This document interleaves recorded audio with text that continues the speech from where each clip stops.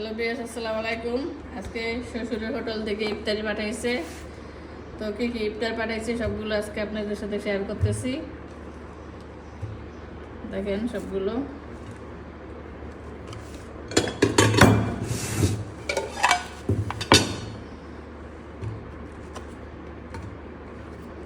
ডিম চপ, আলুর চপ, ছাসলি, হইল রোল,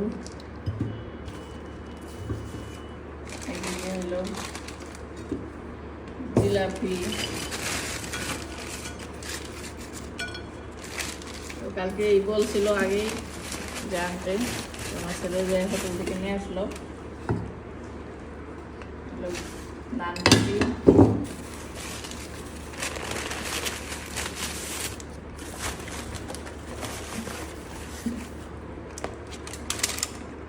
আছে পুরো একটা গ্রিল,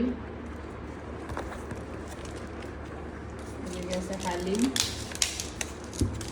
তো এই জন্য আমি নিজের ঘরে কোনো ইফতারি তৈরি করি নাই, শুধু আমি শরবতটা বানাইছি, ট্যাঙ্কের শরবত। তো সবাই দেখে কমেন্ট করে জানাবেন কেমন হয়েছে আমাদের ইফতারি।